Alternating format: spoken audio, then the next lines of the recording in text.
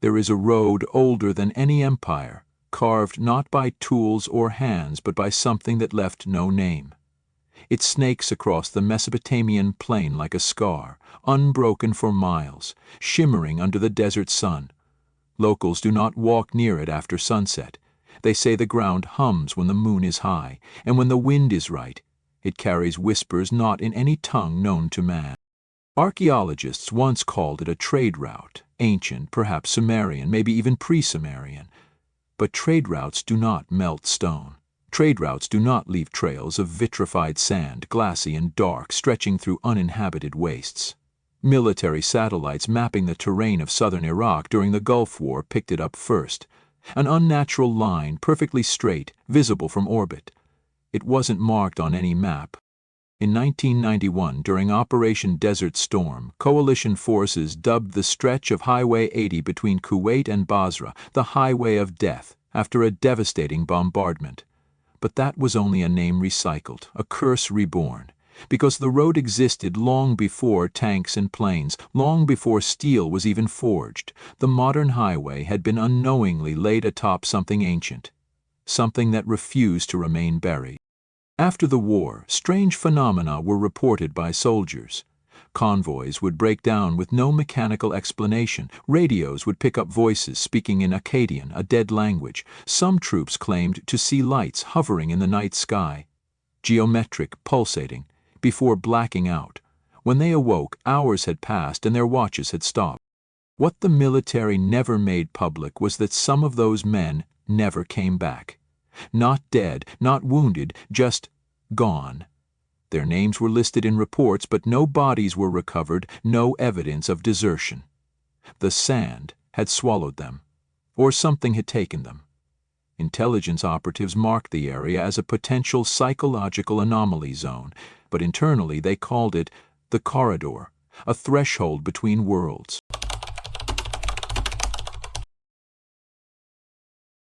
When a UN archaeological team attempted to investigate in 1994, they vanished 3 days into the mission. Their last recorded transmission was a burst of static, followed by a single sentence in perfect Sumerian. "He walks the burning path again." The transmission came from coordinates that no longer exist. The GPS data looped endlessly, like the numbers were folding in on themselves. The few satellite photos that remain show not just a road, but marks, concentric symbols etched deep into the earth, far older than the current highway, even older than the earliest human settlement in the region. These formations match the pattern found on a tablet unearthed in Eridu, the first city, which spoke of a watcher who walks without shadow, leading the souls of kings into the underworld. The legends speak of Urzahal, the silent guide, a being that emerged after the flood to lead survivors into a new age. But Urzahal demanded a toll, knowledge sealed in blood and fire. His road was sacred and cursed, meant only for those chosen by the stars. Anyone else who set foot upon it risked vanishing from time, swallowed by the memory of the gods. There's a line of scorched ruins stretching along the same trajectory as the modern highway, each one a forgotten city, each destroyed without signs of conquest or fire. No bones, no tools, just empty foundations and melted stone, as if the cities were erased in a single instant by something not meant for the world of men. Whispers from a suppressed Vatican archive refer to a 13th-century crusader who stumbled upon the ancient road while lost in the Syrian desert. He returned to Rome, half mad, his eyes scorched blind, murmuring about the highway that burns but does not burn. His final drawing was of a being with a face of obsidian and a crown of shifting stars.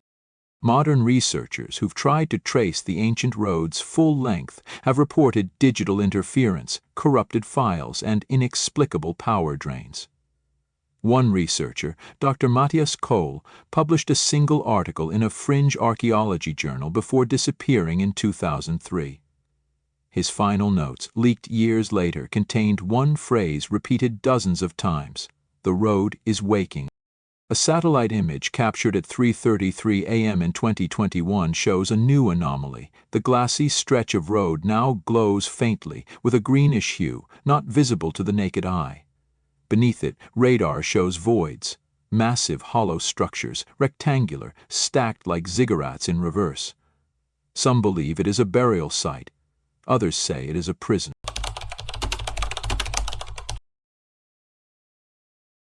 Curiously, ancient Vedic texts refer to a flame path of Yama, which stretches west of the Indus, leading into the land of the forgotten dead. The descriptions eerily match the Iraqi desert region.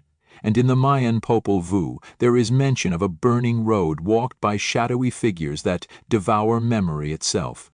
Or recently, an independent drone operator tried to fly along the highway's length, mapping it for a documentary. The drone returned with only one frame intact. A figure standing in the middle of the road, tall, motionless, with no visible shadow under the blazing sun. The rest of the footage was corrupted by static and a high-pitched frequency that caused several viewers to bleed from the nose. The government has since sealed access to a 14-mile stretch of the highway, citing unexploded ordnance. But satellite data from climate monitoring projects reveal a temperature anomaly across that exact zone, 15 degrees cooler than the surrounding desert. A perfect line of cold in a sea of heat, like a scar still healing. Why would a road remain untouched for millennia unless something needed it preserved? Why would cities disappear along its length unless something demanded it? And what walks its path still, unseen, unaged, unbound? And now, as the solar cycle reaches its peak and magnetic storms batter the earth, the humming has returned. Travelers report dreams of a road that twists the sky into spirals, of cities made of liquid metal, and a voice that speaks from beneath their feet in perfect harmony with their heartbeat.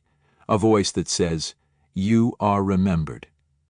Some say the road was never built. It emerged, that it is not a path but a living entity. A neural vein of the earth connecting ancient loci of forbidden power, that every war fought above it, every death along it, is fuel, tribute, that the highway of death is not a name given by man, but one spoken by the road itself. And tonight, for the first time in decades, the winds have stopped, the stars hang perfectly still, and deep beneath the sands, something ancient, something bound in silence and fire, begins to stir. The road is waking.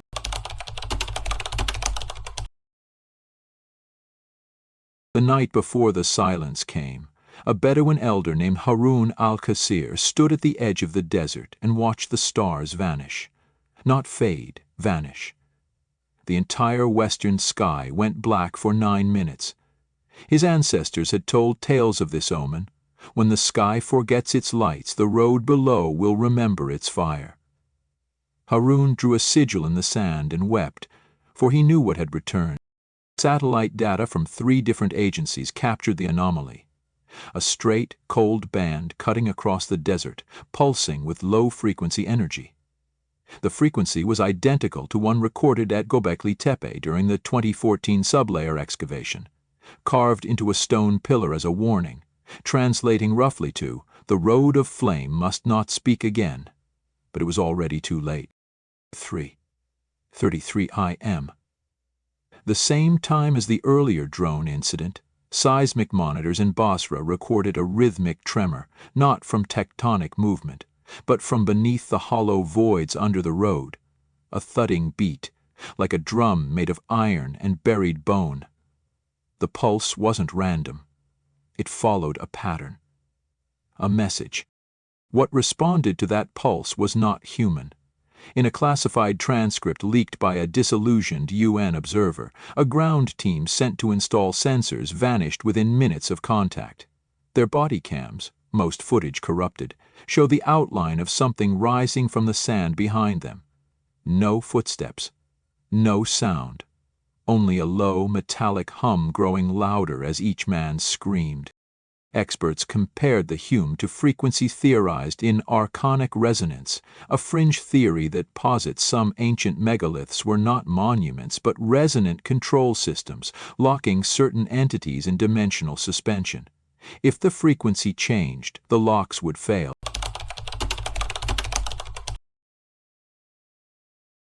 And then the message arrived. It was carved into a wall inside the ruins of ancient Larsa, discovered by accident during a civilian construction project. An obsidian black relief, untouched by time, buried 30 meters underground. It showed a procession of veiled figures walking the flaming road, each one missing their face. At the end of the road stood a gate of bone. Above it, symbols no known language could read, except one. A single glyph translated across Sumerian, Aramaic, and Linear A as Within 48 hours, all personnel involved in the excavation were dead or missing. Security footage from the compound showed lights flickering in sequences, first in Fibonacci order, then in prime number clusters, patterns beyond human randomness. One final frame showed the sand outside moving, not blowing in the wind but crawling, as if something beneath was pushing upward. Military advisors, pressed to investigate under pressure from international observers, sent an autonomous tunneling drone to bore under the vitrified crust. What it found was a shaft, geometrically perfect, descending at a 45-degree angle, lined not with rock, but with blackened basalt, smooth as if melted and then carved by light. The drone descended 3 kilometers before losing contact, but before the feed went dead, it sent back one final image. A sphere, metallic, hovering in place, pulsing in rhythm with the earlier seismic pattern.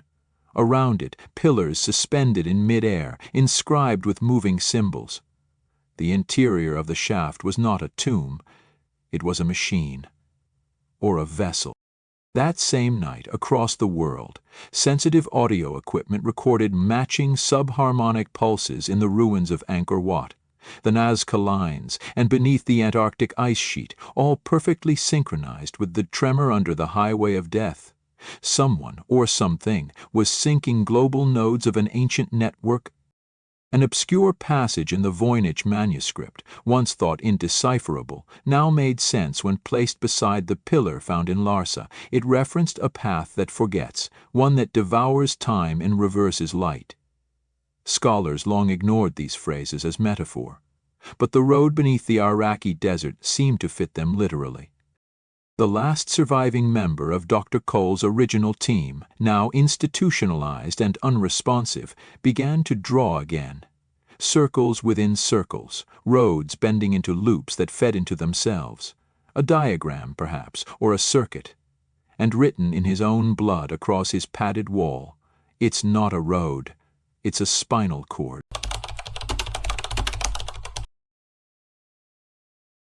What if the road was not built on the ancient being, but was part of it? A nervous system designed to regulate something sleeping far beneath our perception, not mechanical, biocognitive. A god not buried but dreaming, a dream that has begun to stir. Now, geomagnetic storms are intensifying. The Schumann resonance fluctuates like a scream behind the fabric of space. Migratory animals flee the region. A no-fly zone has been quietly implemented across the area. In the skies above the highway, strange shapes, rhombus patterns with glowing edges, have been recorded and then scrubbed from the web. Still, the whispers continue. Tourists report nightmares after standing near the restricted zone, dreams of a city not of stone but of bone and echo, of voices that speak in mirrored syllables, pulling consciousness out of the body and into a corridor of stars.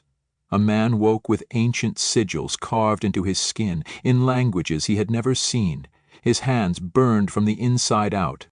And far beneath the glass-like crust, the pulsations are growing faster. They are not random. They are counting down. The final reading from the LiDAR scan shows a previously hidden chamber, spherical, perfect, floating in a void, surrounded by rings of moving glyphs, and one enormous symbol carved into the chamber wall, big enough to fill the entire frame. the serpent swallowing its own tail. But its eye is open.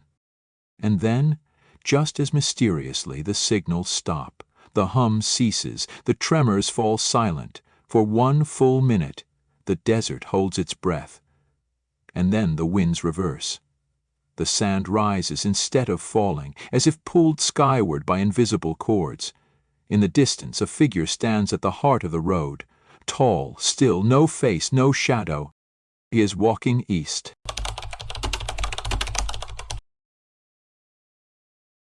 The man with no shadow walked in silence, but the world screamed around him. Seismographs from Tehran to Jerusalem began pulsing with a rhythm not seen since the Toba supervolcano nearly ended humanity 74,000 years ago. But this time there was no eruption, only a resonance, as if something beneath the crust was tuning itself. From orbit, the path now pulsed with light invisible to the naked eye. Infrared scans revealed a perfect helix pattern, coiling outwards from the figure's last known location. It wasn't just energy, it was information encoded in geometry. Signals within signals. Ancient scientists once called this sacred geometry, but they never guessed it was alive.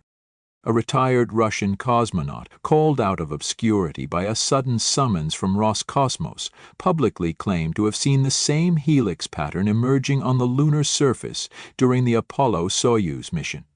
His words were ignored, until the anomaly appeared in Iraq. He died 48 hours later, eyes burned black, lungs filled with desert sand despite being thousands of miles from it. The deeper secrets began to unravel when a forbidden artifact was pulled from beneath the sands near Uruk, a stone not native to Earth. Cored with a spiral of gold and fused silica, it vibrated with a tone that matched the road's resonance. This was no ordinary relic. It was a key, not to a door, but to memory itself.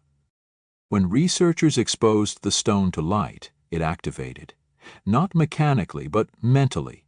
3 members of the team suffered simultaneous seizures, each uttering the same phrase in different dead languages. The flesh was never yours. The stone was immediately classified, removed from the public record, and shipped to a deep back installation beneath the Hindu Kush. There were now too many converging events to dismiss. A buried road that behaves like a neural conduit. A harmonic pulse matching ancient sites across the globe, apparitions, vanished people, sigils appearing on flesh. And now, the appearance of the veiled guide, who many believe to be Urzahal reborn, the so-called Walker of the Burning Path.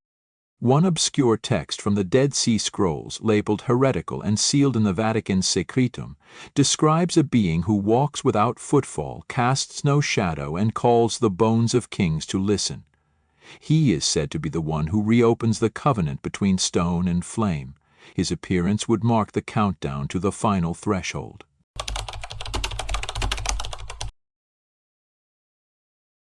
Back on the ground, thermal cameras placed along the highway revealed something terrifying. Beneath the road, miles deep, movement. A structure of shifting platforms, rising slowly. Not built, grown.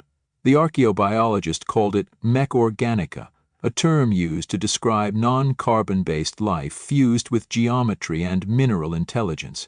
It wasn't architecture. It was anatomy. The road was not a road at all. It was the dorsal plate of a slumbering intelligence, coiled beneath the earth long before man had language. The sealed chamber beneath the corridor was not a prison, it was a dreaming chamber, and something, somewhere, had just opened its eye. Suddenly, an eruption of black sand near the midway point of the highway disrupted a NATO satellite feed. When connection was restored, the feed showed a massive, symmetrical sigil burned into the earth, spanning half a mile. The symbol was found once before, in a Mesopotamian star chart describing the return of the Shadow Crown constellation.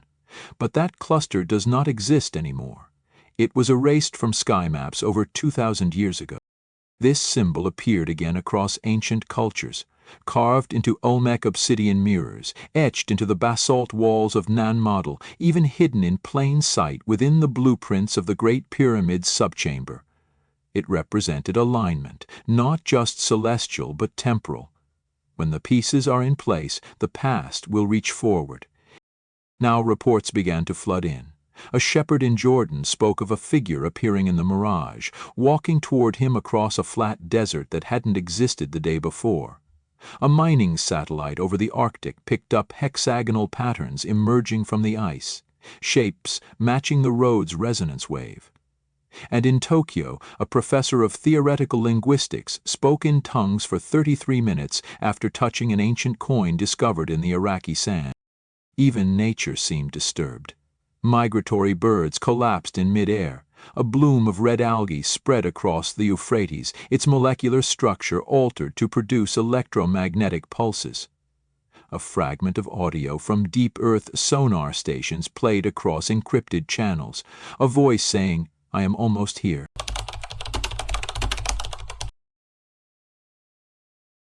And then, one of the most chilling events yet. A sleepwalker in Istanbul drew a perfect map of the highway of death in black ink across his apartment walls, down to the micro-fractures in the stone. He had never left Turkey. When questioned, he muttered, "He is stitching the bones together. The spine is growing." His eyes were cataract white. Now the field generators near the sealed zone began failing one by one. Surveillance cameras refused to record anything near the epicenter. Batteries drained in minutes. Pilots crossing above the highway reported vertigo, blackouts, and one even described seeing the ground ripple, like a breathing lung. That pilot is now missing. But it was not until an unmarked craft entered the zone, some say it was private, others say it bore no known insignia, that something unprecedented occurred. The craft vanished, not suddenly, but in layers. Footage captured it folding in upon itself, frame by frame, as if being rewritten by an unseen editor. The final signal to come from that craft was a burst of coordinates. They did not map to any physical location, but when plotted mathematically, they formed a recursive spiral, one that matches the neurological pattern of a human brain under deep trance. The message was clear. The highway is not a place, it is a state of mind. And now the figure, still walking east, has reached the boundary of an ancient ziggurat buried beneath centuries of sand. It was never documented on any map. Yet there it stands, revealed by shifting dunes as if called back into existence, and as the sun sets behind it, the ziggurat glows faintly, not from reflection, but from within. And from the structure a sound begins to rise. It is not music, not speech, it is memory, poured into vibration. It pours into the bones of the earth and into the thoughts of the living. All who hear it begin to forget their names, their pasts, their futures, until only the road remains in their mind. And one final sentence echoing in all directions, from the wind, from the sand, from below. Do you remember where it ends?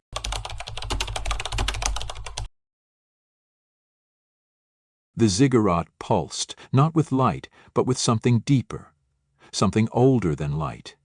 It breathed through the stone, exhaling centuries of silence in a single invisible wave. Those stationed nearby fell to their knees, clutching their skulls. A few whispered in ancient dialects they had never learned. Others simply bled from the eyes and called out a single name, Naforel. That name, Naforel, appears nowhere in any sanctioned historical text, and yet it surfaces in the apocrypha of multiple civilizations, a forgotten Mesopotamian grimoire, a Phoenician stone tablet locked in the British Museum's sublevel, and an untranslated Enochian codex. In each instance, the entity is described not as a deity or demon, but as a principle, the first thing to awaken after the silence of creation.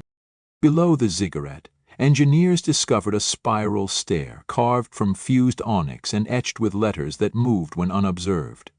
Cameras sent down to capture the descent fed back distorted images, showing the stairs spiraling deeper than the bedrock allowed, geometry bent, angles twisted into loops. Matter itself disagreed with the path. At the base of the stair, a door stood untouched by time. It had no handle, no hinges, only a single recessed depression shaped like a human hand, yet with too many fingers. One operative placed his palm against it. His body seized instantly. When he woke, he was blind, but smiling. He uttered only this: "The door did not open, it recognized me." From the east, storms began to gather, where no clouds had formed for weeks. The winds howled in broken syllables. Dust coalesced into fleeting faces, some familiar, others impossible. And in the air, static patterns formed, the same sigils etched across the buried road, now suspended like scars in the sky.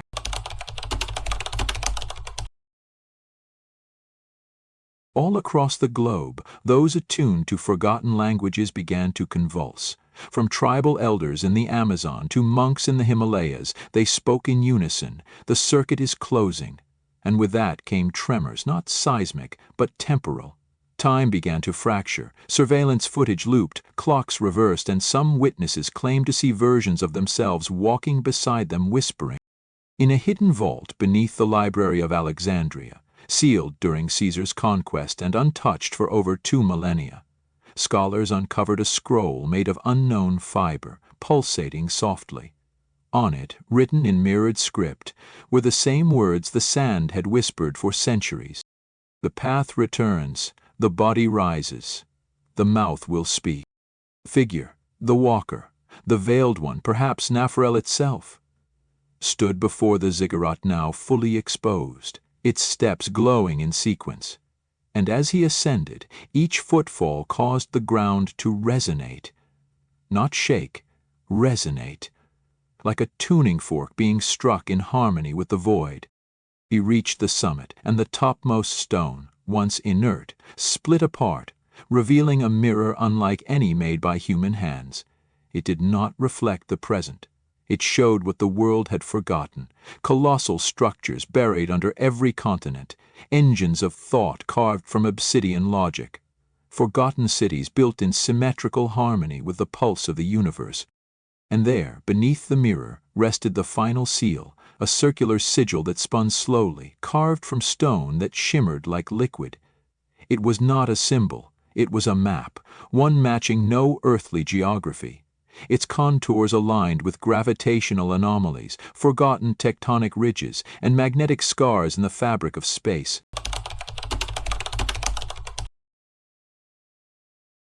Suddenly, from deep within the ziggurat, a sound erupted. Not a roar, but a chant. Thousands of voices layered atop each other, rising from beneath the crust. They did not speak a language. They recited coordinates, each one ticking backward in perfect unison. The countdown had begun. Power grids collapsed. Radio waves twisted. Submarines reported light under the ocean that pulsed in ancient rhythms. Stone monoliths across Europe began to emit low, harmonic vibrations. Something ancient, something buried across every landmass was beginning to stir. The planet itself was responding. A final transmission from a remote station captured a haunting image, a shape beneath the earth stretching from the highway of death to points across the globe. It was unmistakable, a skeleton not of bone but of geometry, a network. The earth wasn't just a cradle, it was the body of something that had been asleep for eons. And then, silence, a silence deeper than death. Satellites went dark. The ziggurat vanished beneath a sandstorm that came from nowhere. The veiled one? Gone. Only one signal remained, a single frequency echoing across the globe. 3.3 hertz. Low, repetitive, buzzing, breathing, and then a whisper, not from above, but from beneath. "It is no longer the road you walk, it is the road that walks you."